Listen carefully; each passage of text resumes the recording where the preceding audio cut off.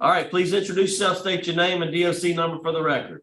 Glen Young, 457-113. All right, Mr. Young, you heard the introductions. We'll have a parole interview. Ask you some questions.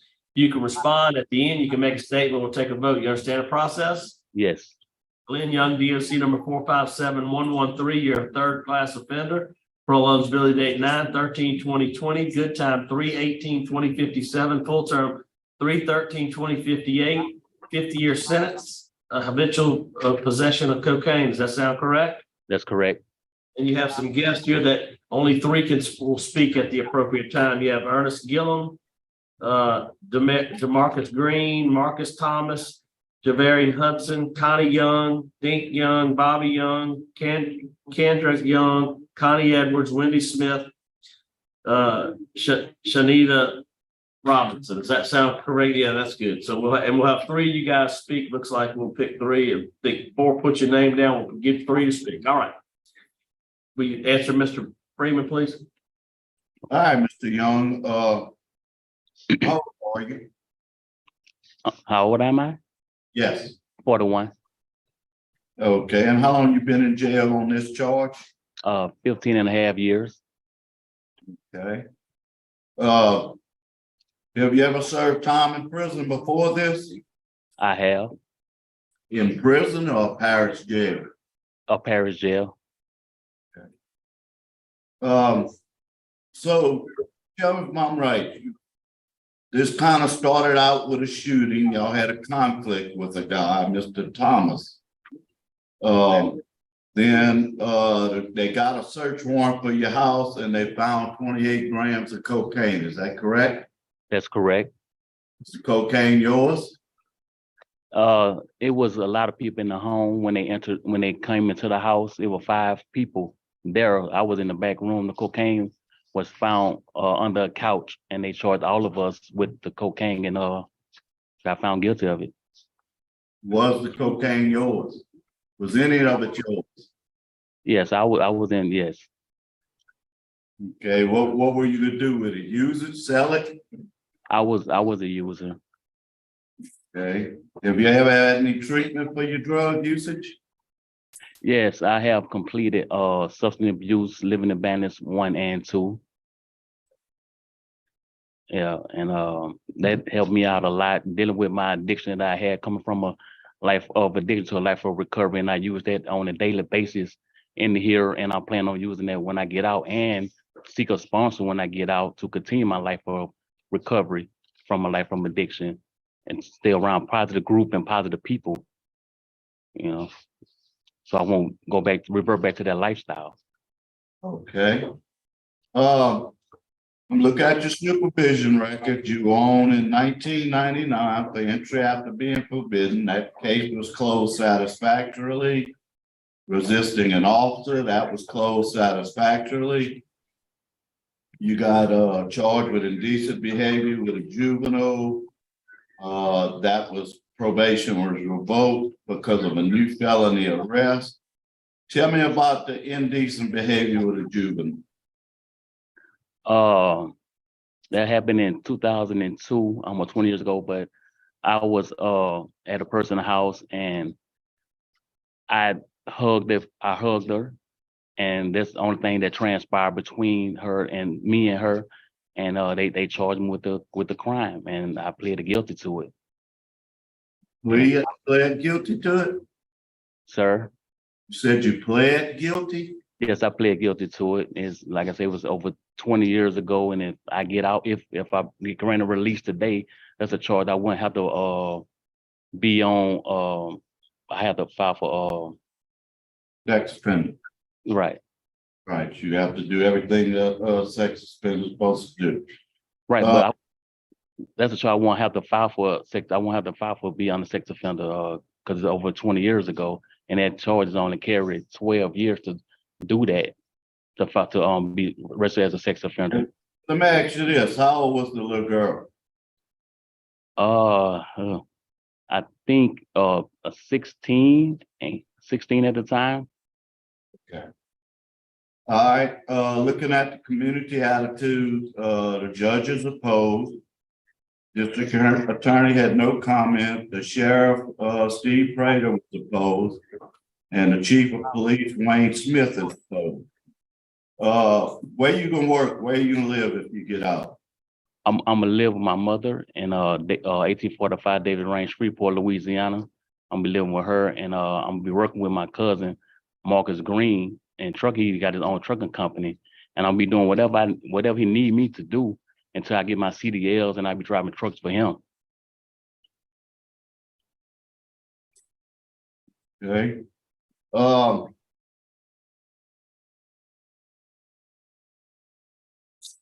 What other classes have you taken besides the? Well, I got a trade. I got my GED when I came. First I joined the church, and I had got baptized, became a member of St. John Brotherhood at Angola, and I got my GED. Now got the trade in culinary arts, and I was working as a diet cook for people with special needs. Got probably high blood pressure or diabetes and stuff like that. I did that for 8 years, and I got 100 hours pre-release, anger management, and then I got other educational programs while I was there when I was in the Life Association, dealing with public speaking, financial classes, and I can't remember all of them, but quite a few of them. Okay. Yeah. Did you get your GED while you were in prison? Yes, I did. Yeah. You got 7 write-ups. One of them concerns me. What happened in 2022? What was the contraband? The contraband, it was a knife. I was in my bed area, and a guy he had mental problems, and he come to my bed and attacked me with the knife. And the guy, somebody next to me or something, seen what was going on and try to get the guy off me. The guy gave me a knife, but by that time, the damage had been done. The guy stabbed me in the arm, knife hit the main artery. I lost a lot, but I passed out. And when the when the correction officer came, they found me on the floor with the knife laying beside me. And they said they couldn't determine who actually had the knife, so they just gave both of us the knife charge. And I think days after that, by the guy having a mental problem, he ended up committing suicide. Can you tell me a little bit about that, Warden? What exactly happened? According to the write-up, he was in a aggravated fight with another inmate. This happened in another facility, so I'm looking at the write-up. And the other inmate was seen on camera after they got in a fight. Let's see, above date, Captain Beeper activation. He observed Glen Young in the TV room in a pool of blood around his head. Notified dispatch ambulance immediately. They saw on cameras that the other inmate had flushed the knife.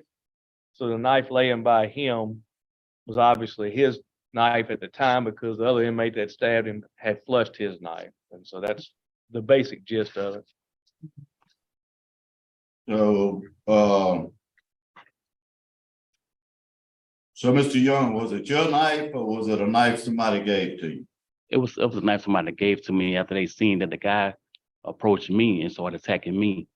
And the guy tried to attempt to give me a knife, but like I said, I passed out. The damage had been done. I couldn't even retrieve the knife for nothing. The guy came attacking me with a knife, and I hit a main artery, lost a lot of blood. Okay. What else can you tell us about him, Warden Bickley? Good morning, Mr. Freeman. He hadn't been here quite a year yet. So I really don't, most of the programming, everything he has was prior to him coming here. So a record's not to speak for itself on it. And if I may, I haven't had a write-up 10 years prior to that incident. So it's not that I had a knife with me or that I was a violent person, not like I was attacked, and in that moment, a guy gave me a knife to try to defend myself, but I couldn't get to it. I almost died. Yeah, I can see that. Yeah. Okay, I have no further questions. All right. We will hear from Mr. DeMarcus Green.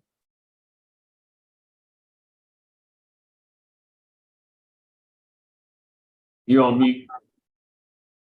Is he here? Here. Oh, he's on screen. Okay. You're on mute. I can see you, but I can't hear you.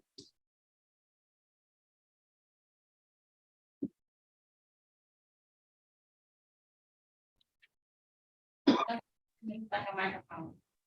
What's that? So this is what it looks like a microphone. Yeah, the button that looks like the microphone should pop on. Nope. Okay, there we go. Okay, I can hear you now. That's perfect. All right, go ahead. Okay, how you guys doing today? Good. Good. All right, I thank you guys for having me on the behalf of Glen Young today. He's my younger cousin. Me and Glenn, we used to climb trees together. We was raised by a grandmother, strong praying grandmother, his mother, all of them prayer warriors in church. And understand that, you know, sometimes people make the wrong, you know, decisions while they're young, you know, and I'm not opposing, you know, whatever happened, you know, in his younger years or what caused him to be in that present time. But I am here on his behalf stating that, you know, by me growing up with him, Glenn is a good person. And I'm here to, I know when a person has been in jail for that long, 15 years, you know, it's going to take a tribe. So with his support of his mother, his sisters, his brothers, everyone behind him, we are going to work together. We are going to put together, make sure that he does everything he said he's going to do. You know, I do recall Bobby Young, his brother, which is behind him. He was in that same seat with him a couple years ago when I spoke on his behalf. And since then, I have helped Bobby. Bobby has changed his life around. Bobby has got his CDL. He has been working and all that. And if Glenn is willing, which I'm pretty sure he is, I'm willing to offer Glenn that same opportunity that I gave his brother. All right. Thank you Great. so much. Thank you. Appreciate it. Thank We're you. here, Ms. Jai Hudson. Hello, it's Jay. How are you guys? Hey, sorry, Jay. Sorry. It's okay. I'm Gwen's baby sister, out of 7. I really don't have much to say other than the fact that it would be a blessing to have Gwen home. I miss him so much.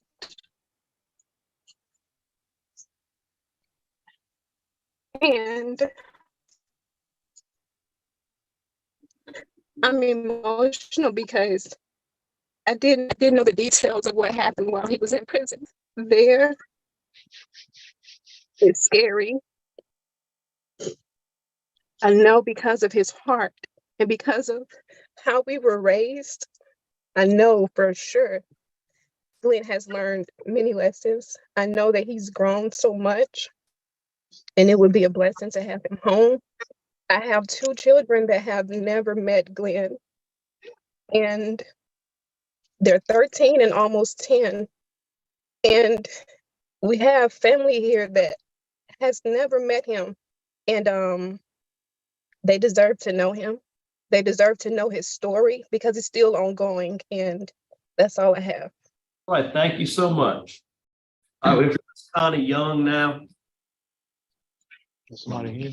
Yes, my mother. Yeah, come on up here. You can sit in this seat.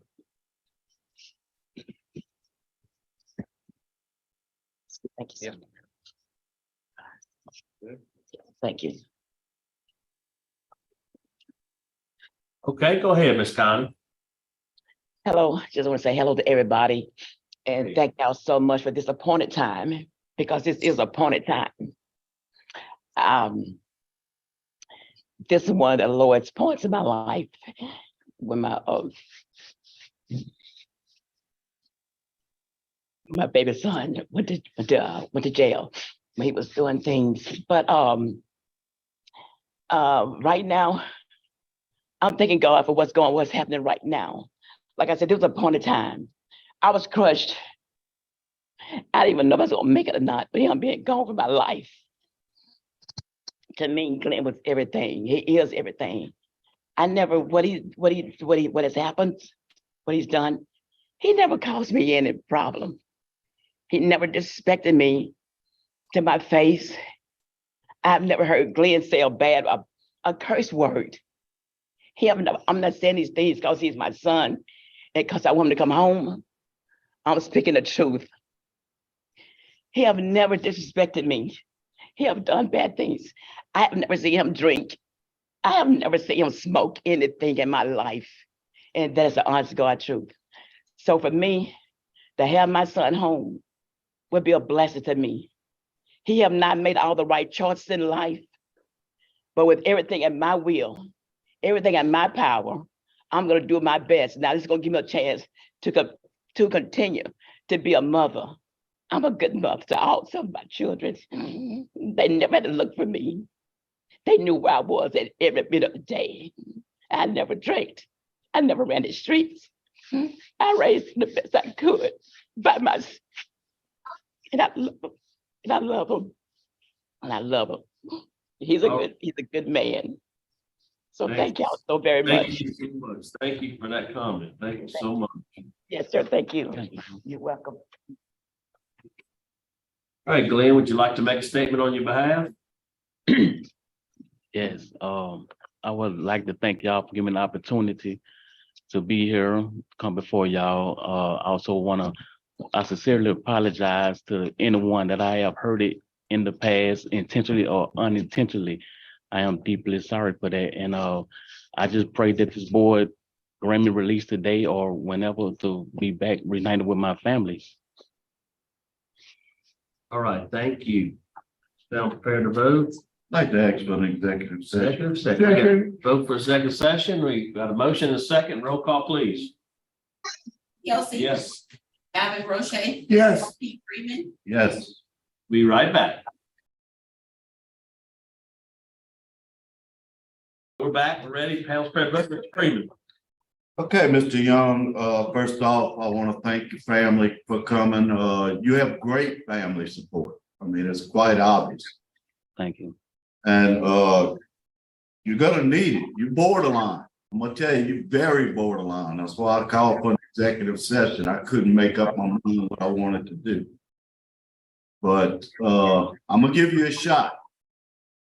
What I'm gonna do is I'm gonna send you to Steve Hall. And upon completion of Steve Hall, you'll be granted your release. And you will have 3 AA meetings a week, a curfew. And that's all the conditions. All right. Mr. Roche. Mr. Young,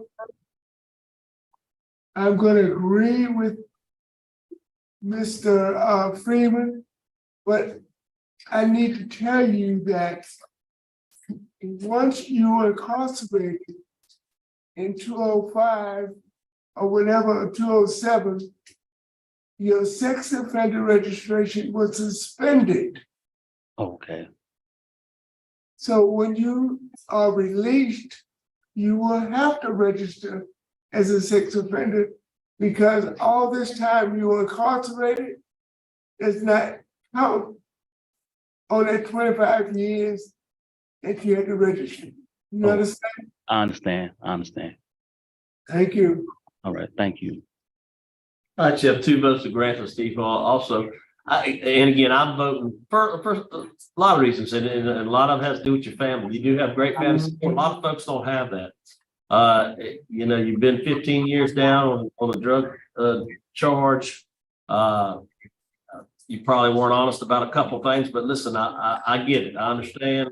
You know, you have great family support. I want to send you to Steve Hall for a 9-month program. After you release, you have AA 3 times a week, and you have curfew from 10 p to 6 a. You understand stipulations? And check out your sex offender registration. You know, just follow up with that and see where that falls. Okay. Grant, your parole's been granted to Steve Hall. Good luck to you. All right, thank y'all. Thank you for having me. Thank you.